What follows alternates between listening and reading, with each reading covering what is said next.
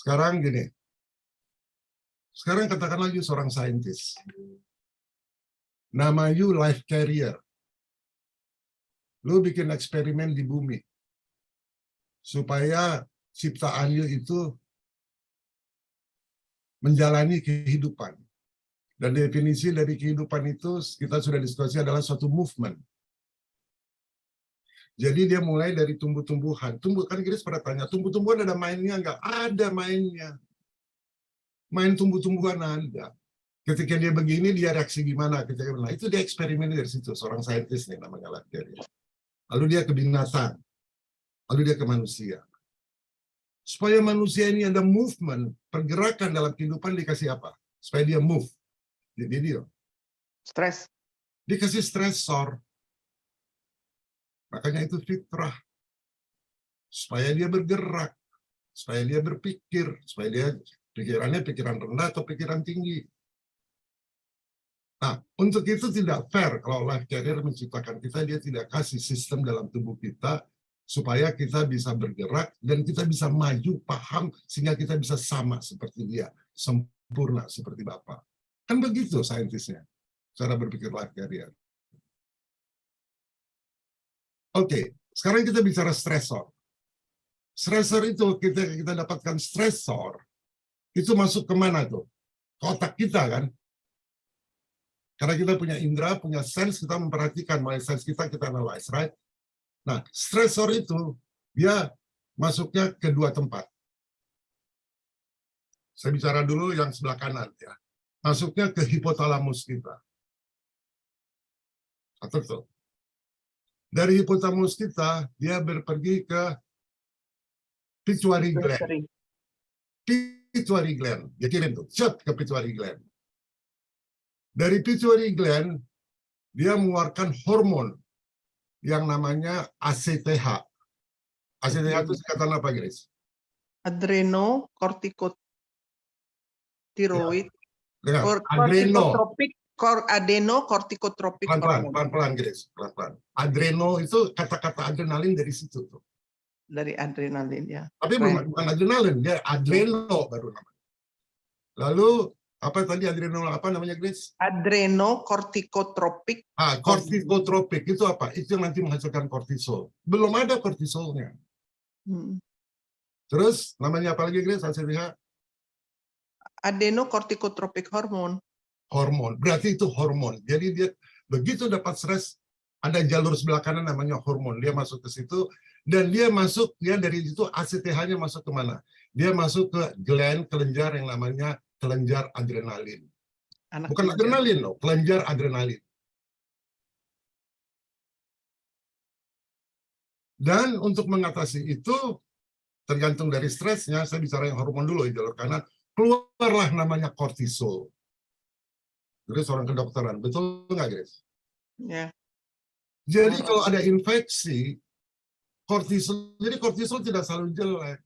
Kalau ada infeksi, kortisolnya tidak bekerja, terjadi inflammation. Inflammation beda sama infeksi. Infeksi duluan. Aduh, ya terjadi. Right?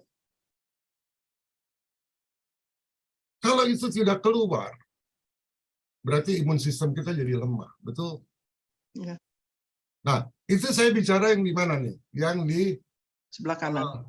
Sebelah kanan ya, tapi yang di sini dia apa? Kebiasaan bersih, energi niri saraf yang distabilkan, dan fungsi kimiawi yang seimbang.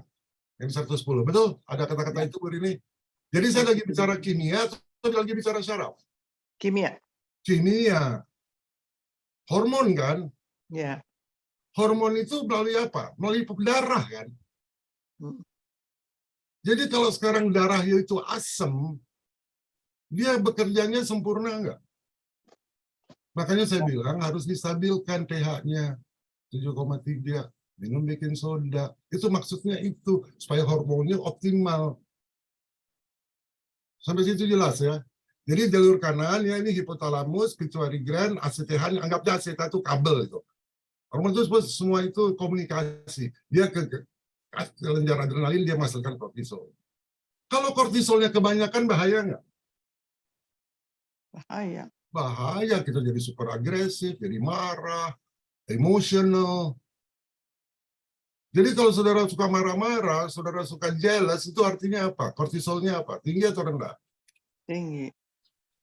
Berarti fungsi yang satunya lagi, itu distabilkan dengan apa? Dengan energi syaraf. Nah, di sini kan dia bilang energi syaraf, ya, adalah pada batin. Tadi mana Bu ini? Perlu saya lihat. Adalah pada batin yang Coba Bu ini bacain Bu, saya nggak ada lagi fokus. Yang adalah ya. pada batin ini. Yang menguasai diri, kebesaran energi. Nah, energi saraf yang distabilkan dan fungsi kimia yang seimbang. Nah, jadi komisi tadi kan kita bicara yang sebelah kanan nih ya, fungsi kimia yang seimbang. Nah, digituin Bu, digituin, dikasih nada gitu biar mereka bisa lihat. Ya, nah, kita seimbangkan dulu. Lalu nggak seimbang-seimbang nih dia. Kalau itu aja hormonnya kita andalkan, itu nggak bisa. Ada namanya energi syaraf yang distabilkan. Sekarang di sebelah kiri Bu, kiri Bu. Energi syaraf apa? Ketika dia masuk ke hipotalamus, ya. Jadi kalau gitu apa? Energi saraf-saraf ini kan kabel, betul nggak? Ada energinya itu listrik. Ya, saraf itu ya, itu melalui apa itu namanya? Namanya auto nervous system. Ya, energi saraf itu auto nervous system, bukan central nervous system. Auto yang otomatis. Ya, seperti detak jantung, digestive system, mengatur kecepatan peredaran darah di digestive system. Nah, itu auto nervous. Tangan berkeringat, itu auto nervous system. Nah, dia auto nervous system itu yang sangat penting. Dalam nerve itu ada dua nerve yang penting. Namanya sympathetic nerve sama parasympathetic nerve. Paham? Jadi kalau yang sebelah kanan udah paham kan tadi serat. Kalau yang ini dia melalui auto nervous system ada dua tuh. Satu sympathetic nerve, satu parasympathetic nerve. Sympathetic nerve itu yang gimana? Kalau kita ada tiger, ada harimau, itu stresor bukan? Stresor. Stresor kan? Yang bekerja simpatetik atau parasimpatetik? Simpatetik. Jadi kalau kita mengalami stres yang tinggi berarti simpatetik kita tuh tinggi. Jantung deg-degan, tangan bergerak, itu simpatetik. Betul? Ya. Dan simpatetik ini dia perginya kemana? Kunjungnya ke kelenjar adrenalin juga. Dia menghasilkan adrenalin. Ya. Jadi si kelenjar adrenalin menghasilkan dua. Satu hormon kortisol, satu adrenalin. Jadi orang yang selalu ada adrenalin terus, dia artinya memicu ANS atau nervous system itu ANS yang simpatetik terus kan, dipacu terus. Orang yang selalu anxiety, berarti simpatetiknya bekerja terus, betul nggak? Tolong kasih respon supaya saya tahu yuk mengikuti. Gitu. Ya, Pak. Nah, untuk membalansi simpatetik itu ada namanya auto nervous system yang namanya parasimpatetik. Dia berlawanan sama simpatetiknya. Dia yang membuat jadi perlahan. Dia membuat yang digestif kita jadi lebih cepat. Jadi kalau simpatik turun bikin digestif kita tuh jadi cepat, ya, jadi lambat. Kalau yang ini parasimpatik membuat digestif kita jadi cepat. Right? Makanya kita bisa buang air segala macam, diseimbangkan. Nah, jadi kalau dua ini sudah stabil, ya, dua ini sudah stabil, baru kita berada pada harmoni rangkap tibia perkembangan. Nah, untuk nerve yang tadi distabilkan, itulah perlu relaksasi itu tadi. Itu baru sebagian. Waktu kita meditasi kan relaksasi, betul? Menarik napas. Napas itu fungsi dari apa? Kalau napas kita cepat, Auto nervous system. auto nervous system. Tapi kan kita bisa bikin cepat, bisa kita bikin lambat. Kita bisa bikin simpatetik atau parasimpatetik yang mau bekerja. Betul? Ya. Jadi dia masuk stresor, ini dulu tangan saya stresor, oke? Dari stresor dia keluar namanya hormon ACTH. Itu hormon tuh ya. Dari ACTH itu dia masuk ke organ yang namanya kelenjar adrenalin, bukan mengeluarkan adrenalin, mengeluarkan kortisol. Kortisol ini bagus kalau ada infeksi, dia bisa bikin tidak inflamasi. Bukan adrenalin. Kalau adrenalin justru bikin tambah infeksi, kortisol. Tapi kalau kortisol yang berlebihan, emosi kita juga jadi berlebihan. Paham nggak yang sebelah kanan ini? Kasih respons dulu dong. Oke, sudah. Paham, Prof. Paham. Ya, Kun, paham, Kun? Pak Nugroho, paham? Kun, coba nggak? Paham, iya, paham, Prof. Mikrofonnya dinaikin, dibuka aja, jadi kita interaktif dulu. Semuanya Ya. dibuka. Paham, Prof. Paham, Prof. Ya, Oke, Ya, itu yang Pak. kanan ya. Nah, ketika ada stresor, ini yang kanan. Yang kiri, yang bekerja itu nerve, bukan hormon, nerve, syaraf. Syaraf kayak kabel telepon nih, kayak kabel nih, saraf. Paham? Ada energinya tuh, sat dia kena, sat.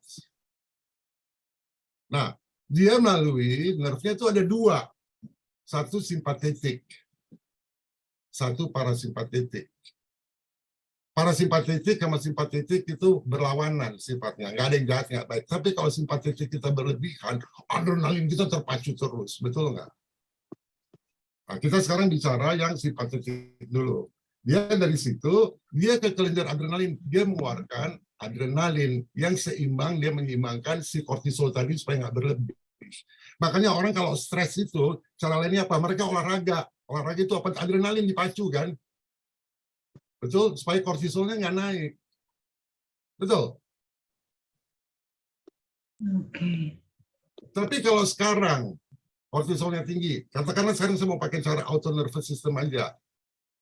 Ya, dia stresnya tinggi, ya. Katakanlah ini kita ACTH kita hormonnya nggak berfungsi dengan baik. Kenapa? Karena darah kita asam, tubuh kita asam, misalnya ya. Makanya saya bilang ini harus distabilkan dulu. Nah, dia diseimbangkan oleh parasimpatetik. Nah, parasimpatetik itu bisa kita trigger dengan teknik bernapas kita. Jadi relaksasi tubuh itu saya bicara yang sebelah kanan atau bicara yang sebelah kiri? Kiri. Sebelah kiri. Nah, tubuh kita waktu didesain sama life carrier supaya kita move, adrenalinnya selalu ada lebih sedikit dari kortisol, selalu lebih tinggi, selalu. Kalau nggak ada adrenalin, kita tidak punya motivasi. Bukan karena stresor. Pak Kun kan waktu itu Pak Panuk bilang itu fitrah supaya kita bergerak. Bukan. Dia walaupun nggak ada stresor, adrenalin selalu posisinya lebih tinggi, selalu ada sedikit adrenalin, supaya kita bisa bekerja, supaya kita bisa move, supaya kita bisa bernapas. Itu energi. Jadi kalau ditimbang, adrenalin itu pasti selalu didesain udah sama life carrier supaya berlebih. Kalau nggak ada itu, kita nggak ada motivasi, ya kita mati. Itu Pak Nugroho maksud saya. Bukan kalau nggak ada stresor, kalau nggak ada adrenalin. Makanya adrenalin kita bisa ciptakan dengan pemikiran-pemikiran yang kreatif. Orang yang sudah pensiun, biasanya dia ada post-traumatic syndrome, nggak bekerja lagi, nggak ada adrenalin. Dia udah nggak lama kemudian mati, itu dia. Setuju nggak? Makanya Pak Yusuf umurnya panjang, udah 82 tahun dia berpikir terus. Dia rangsang dirinya dengan baca Urantia. Dia mengalami stresor dari keluarganya karena kepercayaannya berbeda. Adrenalinnya keluar terus. Dia setia ikut forum ini. Kenapa? Sekarang ini ya, sekarang tiap Rabu sama Minggu kalau kita ngumpul, ada adrenalin kalian nggak? Beberapa jam sebelumnya. Grace pernah nunggu suka lebih cepat 1 hari, adrenalinnya udah tinggi. Betul Ibu Pak Nugroho, betul? Iya, Prof. Betul, Prof. Ini gimana kan enggak, itu rasanya ada adrenalin itu jadi kreatif pikiran kita, ada nggak itu? Iya, betul, Prof. Kita pengen gitu. Atau enggak? Kalau enggak kan pasti kalian nggak hadir di sini. Jadi kita ngerti kenapa kita pengen ikut Urantia ini, karena saya pengen lihat wajahnya Raman Trimulyana yang saya nggak bisa lihat, cuma gambar karena because I'm excited to see him, atau because ada adrenalin yang bekerja. Adrenalin tuh, Prof. Tapi kalau gue lihat lu kayak gini, adrenalin gue drop lu, gue cuma lihat punggung lu aja. Iya. Ya, jadi kalimat ini ya, kebiasaan bersih-bersih, energi saraf, dan fungsi kimia yang seimbang. Udah ngerti nggak sekarang? Ya. Kata-kata itu. Kaitannya dengan meditasi. Coba Ibu Rini dulu. Iya, saya sudah cukup mengerti. Pertanyaan saya berarti apakah adrenalin itu berarti mindset pada umumnya selama ini yang mengatakan bahwa adrenalin pumping itu em, berbahaya karena bisa membuat banyak efek negatif. Berarti itu sebetulnya nggak selalu begitu ya, Prof. Dan juga adrenalin itu ditimbulkan justru oleh sistem syaraf parasimpatetik, begitukah? Yang sesungguhnya bisa menimbulkan perasaan yang positif. That's right. Simpatetik itu yang menyerang adrenalin, parasimpatetik itu yang menyeimbangkan dengan napas, dengan meditasi. Waktu kita meditasi, kita lagi mengembangkan parasimpatetik. Karena kita selalu simpatetik terus-terusan. Jadi meditasi itu apa? Parasimpatetik kan? Ya. Ini kan cuma urantia. Di buku meditasi yang 4.000 saya pelajari, namanya Book of Secret. Setebal gini, khusus mengenai meditasi. Semua berbagai jenis meditasi, nggak ada yang bilang berbahayanya. Cuma ini yang bilang. Ini tersembunyi nggak nih? Tersembunyi berarti itu, Prof. Jadinya amat rahasia nggak kalau kita tahu? Rahasianya. Rahasia. Emangnya saya mau kasih free ke semua orang kayak begini? Nggak mau saya. Makanya orang yang workshop sama saya, itu harus 4 tahun ikut workshop saya dulu, baru saya kasih remote viewing. Mereka harus praktis ini. Kalian untung cuma 35 hari nanti saya minta praktis ini. Karena saya udah lihat kan, kita sama 1 tahun bersama, saya lihat, oh ya, sudah ada keseimbangan antara rohani sama kecerdasan intelektual.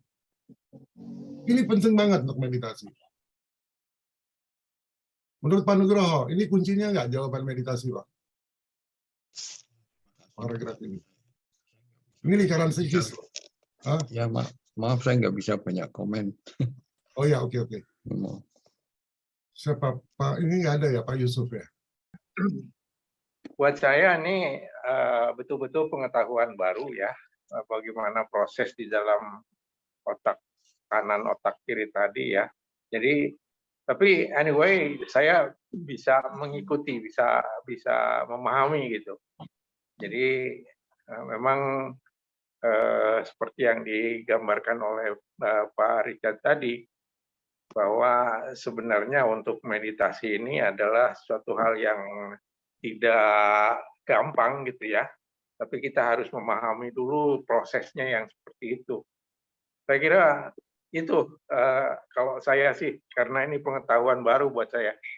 Nah, jadi ketika nanti, terima kasih Pak Yusuf, dengar video yang saya kasih yang itu, kalian ngerti, ini bukan dihipnosis loh sama Pak Richard. Ngerti dulu itu tuh. Saya melakukan ini, consciously saya melakukan ini, mengaktifkan subconscious saya, dan mengaktifkan parasimpatetik saya, sesuai yang kita diskusikan di Urantia ini. Ada pasalnya di situ. Jadi tidak ada master, tidak ada murid. Saya hanya tahu duluan aja. Pengetahuan kita saya tahu ini sama. Kemampuan kita juga akan sama. Kalian akan bisa mengembangkan intuitif kalian, intelijen kalian dengan sama dengan saya. Tidak ada guru. Moderator, boleh komen, moderator? Silakan Bu. Kalau di sini disebutkan ada bahayanya, apakah kita bisa sendiri-sendiri melakukan meditasi? Karena saya pernah dengar juga orang kalau bermeditasi selalu harus dibimbing dulu oleh gurunya gitu ya, oleh suhunya. Nah, kalau kita dari teori yang kita udah dapat, kita praktek sendiri, apa nggak bahaya? Itu kan bilang ada bahaya, dia bilang ada bahayanya. Iya. Ya, saya udah cerita kan, Marisa sampai berdarah-berdarah itu. Iya, makanya bahaya. kalau kita harus kerjakan sendiri-sendiri, nggak ada yang kontak direct ke kita untuk bersama-sama di train gitu. Ya, ini sebenarnya Urantia udah ngasih tahu. Makanya kita baca jangan cepat-cepat ya. Ini maksudnya apa? Jadi sebenarnya maksudnya energi yang disaraf, yang distabilkan, apa yang disaraf. Saya pengetahuan saya tadi itu kan karena saya melihat dari ini apa sih yang tersembunyi, saya research. Oh ini maksudnya, oh ini maksudnya, oh ini maksudnya, oh ini maksudnya. Dan harus disederhanakan kan, karena kalian kan bukan dokter kan, tapi kan cukup sederhana yang tadi saya gambarkan kan. Ya. Nanti saya bisa bikin lah orat-oratnya, Pak Nugroho bisa kasih ke murid-murid ininya Pak yang ada di gereja mereka gambarkan, jadi sederhana banget. Kalau parasimpatetik kita, oke, saya bicara sekarang tubuh kita kalau mengalami stres jadi pressure nggak, tense nggak? Tense. Jadi stresor kaitannya selalu dengan tense, setuju nggak? Ya. Kalau kita tense, karena kita bicara hormon, darah kita jadi apa? Basa atau jadi asam? Asam. Asam, makanya kencingnya periksa dulu. Karena kita nggak sadar tubuh kita tense terus, kronik. Jadi dibantu dulu dengan tubuhnya. Makanya percuma kita mau meditasi kalau pH kita 5, 4, wah percuma, nggak ada gunanya. Berat. Gak ada gunanya atau berat? Nggak ada gunanya. Itu aja. Makanya bermeditasi, saya udah meditasi loh 15 tahun. Terus kamu sampai mana? Sampai situ. Ya saya dalam hati nggak kasih komentar. Keliru, udah. Terus teman-teman saya itu ada satu keluarga tuh udah bermeditasi udah berapa setahun, mereka pindah dari medan meditasi, ya begitu-begitu aja. Makanya saya mau pindah ke Bali karena itu memberikan cara baru gimana melihatnya dari berhentian.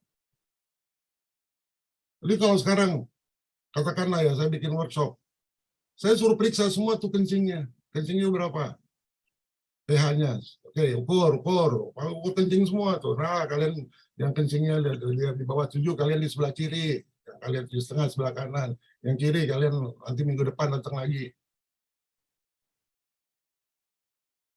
Kalau sekarang kan orang bikin sekolah meditasi gebiah uyah kan, semua boleh datang, oke meditasi, ya kasihan kan orang-orang tersebut, udah bayar lagi. Udah bayar nggak dikasih tahu caranya, namanya guru meditasi, tapi nggak mengerti ini. Iya.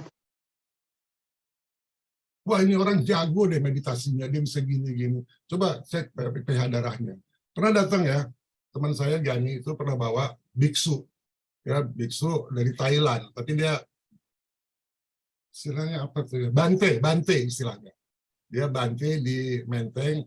Dia itu sakit punggungnya, udah bertahun-tahun. Karena dia guru, ya ke murid-muridnya kan dia nggak bisa kasih lihat kan, tapi udah nggak tahan lagi ketemu sama saya sederhana aja, dia datang ke klinik saya bilang kamu kencing dulu deh, periksa pH-nya. pH-nya 5,5, ya udah nggak bisa. Kamu bertahun-tahun di tempel, pH-nya segitu nggak bisa. Itu yang namanya bersih-bersih tubuh, kebiasaan bersih. Sekarang paham nggak kebiasaan bersih? Karena pertama kali life carrier sebelum mengadakan kehidupan, yang dia bikin apa? Dia bikin lingkungan supaya bisa hidup dengan NaCl. Dia bikin lautan dulu. Baru bakteri bisa hidup. Air laut itu pH-nya berapa? Pasang. Kalau air laut itu pH-nya 5, mati semua ikan. Makanya akuarium itu kan yang diperiksa pH-nya dulu.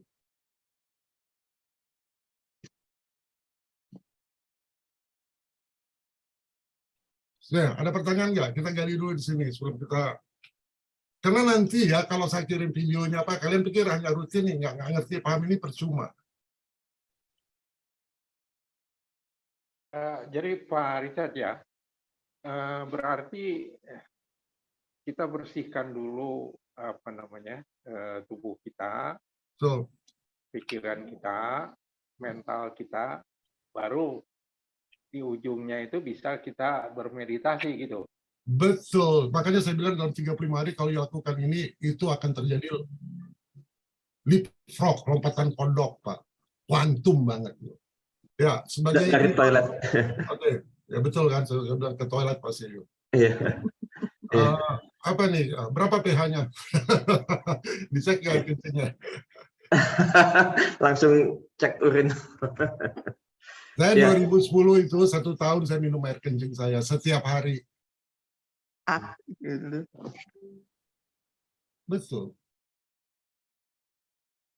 Kalau saya lihat warnanya, Prof, kalau warnanya keruh berarti harus banyak minum. Yang penting pH, bro. Warna boleh apa aja, bro. Oke, dari penjelasan ini gimana, Pak? Mengenai saraf sama hormon tadi. Iya, ini menarik. Berarti bisa menjawab pertanyaan saya sebelumnya. Jadi saya kalau mau relaksasi itu biasanya yang saya lakukan memang napas, dan yang kedua itu saya menekan saraf-saraf di telapak kaki, khususnya di di sela-sela jari gitu. Itu lumayan efektif ya. Kebetulan saya diajarkan sama ada dokter gitu. Jadi begitu stres ataupun misalnya tensi, tekanan darah tinggi gitu, itu ditekan-tekan itu bisa efektif untuk menurunkan tens. Kemudian rendam air garam ya, rendam air garam. Jadi mungkin ada karakter orang kalau stres dia energinya ke atas gitu. Saya tipe orang yang kalau stres energinya ke atas. Jadi kalau rendam air garam energinya bisa kembali lagi ke seluruh tubuh. Itu juga efektif sekali untuk NaCl kan, jadinya jadi garam kan. NaCl itu kan garam. Iya, betul, air garam. Nah, you tahu nggak yang ada ini yang you bilang telapak kaki, you tahu nggak ada alat yang suka dijual yang ada gambar telapak kaki lalu kayak ada kayu-kayunya gitu, ingat nggak? Iya. Nah, Betul. saya pakai ini nih, makanya kalau tiap saya selalu di kamar saya ada ini. Ya ini ya kalau you lihat, ya ini didesain oleh seorang saintis dari Rusia, bisa lihat nggak? Ya, materinya ini copper sama vanadium. Ya, ini nggak ada apa-apanya, nggak ada listriknya. Tapi desainnya, bentuknya, geometrinya, kalau saya injak sama kaki saya, dia keluar mikrolistrik. Saya tiap hari pakai ini, tiap hari. Ya, ini nih. Itu untuk satu kaki atau dua kaki? Dua kaki. Ya, jadi ketika saya ngobrol sama kalian tuh selalu saya taruh di bawah, saya selalu injak. Kenapa? Itu bersih-bersih. Untuk energi listrik saya. Oleh karena itu bisa intuitif kita bisa cepat. Ya, bisa dibeli di mana, Pak? Saya teman kan dari Jaraev kan baru meninggal ya, dia kasih saya ini gitu. Nah, tapi kalau mau kalian bisa beli, nanti saya kasih websitenya, saya nggak tahu di mana yang saya kasih websitenya. Penjelasannya bahasa Rusia semua, tapi saya udah punyanya udah 10 tahun nih ya. Redox, ada tulisannya redox. Redox. Oh, bisa baca ya? Hebat, guys. Redox ini. Listrik ini, dan sekaligus hormon kita jadi terbantu. Kita jadi harus well equipped gitu. Ya ini nggak mahal kok harganya ya. Kalau nanti Ibu Rini. Berapa tuh harganya? Mungkin sekitar 300-400 ribuan kali. Mahal juga ya. Itu untuk orang yang berpenyakit juga boleh? Iya dong, untuk semua orang. Maksud saya suami saya kan macam-macam penyakitnya boleh. Udah pakai ini, Okay. Oh, itu ya suaminya Grace itu. Udah nggak bisa jalan. Udah bentar nggak bisa jalan. Itu alat foton saya yang tingginya 2 meter, yang beratnya 500 kilo, itu saya bawa pakai ini, saya taruh di rumahnya Grace. Dari Jakarta dibawa ke Bandung. Dan akhirnya suami saya di ICU itu cuma 1 hari, karena kamar yang tadi dia tinggalkan itu udah diisi sama orang lain. Jadi besoknya baru ada kamar kosong keluar dari ICU. Dan dokter nggak bisa menjelaskan, ini kenapa? Kok bisa off on? Jadi saya udah dipanggil oleh dokter jantung, oleh dokter paru. Saya bilang, kenapa ya? Kok nilai-nilai livernya, ginjalnya semua jadi buruk? Yaitu ada sumbatan katanya. Kemungkinan tidak dapat oksigen sehingga fungsinya kacau. Tapi anehnya dalam waktu 2 kali 24 jam udah normal lagi. Jadi diperiksa terus darahnya itu. Normal lagi. Akhirnya diagnosanya nggak jelas gitu. Tapi tetap dia bilang, saya punya pengalaman ini harus kasih obat TB. Tapi kata Pak Richard, buang itu obat, nggak usah pakai obat TB. Waduh, saya agak gundah juga ya secara medis, suruh makan obat itu, tapi kata adik saya nggak usah. Tapi karena saya baru dapat pengalaman yang menurut saya supranatural ya, bahwa yang sudah harusnya dipasang ventilator menjadi kembali biasa lagi gitu ya, bernafas lagi. Jadi saya pikir oke, nanti saya kirimkan foton untuk nambah energi. Berarti orang menganggap wah ini supernatural. Enggak, ya semua kita semua bisa. Dan di Urantia ini udah dikasih tahu, semua bisa. Cuma kita nggak bisa kasih tahu Pak Yusuf, karena kalau nggak dia kawin lagi kalau dia pakai ini nanti. Pak Richard, saya jadi penasaran, apa sih sebenarnya gelombang skalar ini? Coba mungkin Pak Kun bisa jelaskan, Pak. Gelombang skalar.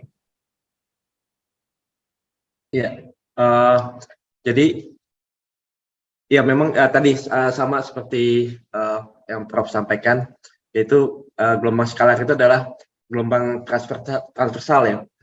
Jadi kalau di kuantum itu dia gelombang yang membentuk tadi kesatuan atau entanglement. Nah, memang ini berbeda dengan gelombang elektromagnetik yang biasa. Saya waktu itu ke rumah Prof, saya pernah lihat ya Prof itunya alatnya ya. Cuman saya belum pernah coba ini alatnya. Ya, tapi menarik karena ini sudah menggunakan konsep kuantum dalam prosesnya. Jadi Secara saintis itu apa namanya? Source-nya gelombang itu dari mana itu, Pak? ada generatornya. Itu kan kita hanya mengerti dari 23 energi yang ada menurut Urantia. Kita kan baru mengenal 4 jenis macam energi. Dan semuanya ditransfer melalui gelombang longitudinal, gelombang elektromagnetik. Nah, ini dia dari energi source yang berbeda, Pak. Gelombangnya lain lagi. Nah, gelombang ini, Pak, dia bisa masuk, bisa merekam gelombang emosi kita. Kalau di kedokteran kan ada seperti yang namanya lie detector kan, itu kan masih pakai gelombang elektromagnetik. Nah, ini jadi dia bukan gelombang hertzian. Nah, kita mana kan gelombang pakai hertz kan, betul? Ya. Ini non hertzian, Pak, non hertzian, non hertz. Tapi kok di itunya di narasinya ada pakai HZ Ya, gelombang. itu di-convert ke hertzian, karena orang nggak mengerti gelombang non-hertzian. Itu ada rumusnya, lalu itu kan. Jadi misalnya gini ya, sekarang Grace punya, atau kita punya zat apa aja lah, zat kimia apa aja. Yang kita tahu kan cuma berat molekulnya, betul nggak? Kalau kita lihat cek di internet, obat ini, gitu kan, suka ada obat aspirin, gitu ya. Cek aja di Wikipedia, berapa berat molekulnya. Oh, berat molekulnya 63,8 mol, kan gitu. Nah, itu ada rumusnya di-convert menjadi gelombang. Oh. Itu saya masukin ke Spooky itu. Gelombang itu bisa diambil dan kemudian bisa dimanipulasi. Iya, Pak. Jadi sekarang kalau livernya atau misalnya Bapak memorinya udah pelupa gitu ya, Pak ya. Nah, saya tinggal rekam gelombang, ada alat rekamnya, gelombang memorinya karena DNA-nya Bapak sama dengan Rahman, gelombang elektromagnetik, gelombang non-hertziannya Rahman, saya rekam, saya tembakin ke Bapak aja. Bapak juga kembali pikirannya jadi muda, pengen kawin lagi nanti, Pak. Jangan deh, Pak, benar, jangan deh. Tadi memang ya tadi seperti Prof sampaikan. Jadi gelombang ini dia tuh tanpa frekuensi. Dia terjadi itu karena ada dua gelombang yang bertubrukan gitu ya. Jadi ini gelombang ada frekuensi, ini juga gelombang frekuensi, dia bertubrukan dan menetralisir gitu. Jadi gelombangnya sendiri jadi nggak ada frekuensi. Tadi yang non hertz itu memang nggak ada frekuensi. Dan itu memang biasanya dipakai untuk pengobatan, untuk sel-sel tumor. Dan dia itu menyebar ke semua arah gitu. Ya, jadi kayak gitu, tapi ada hertznya. Jadi katakanlah kanker misalnya 1.450 Hz. Nah, saya kan tulisnya 1.450. Itu non hertziannya, kebalikannya dia menetralkan, Grace. Oh, I see. Oh, jadi dia kerjanya menetralisir gelombang yang ada dari menyebabkan penyakit kita. itu gitu. Nah, gelombang itu ada di brainwave kita gitu.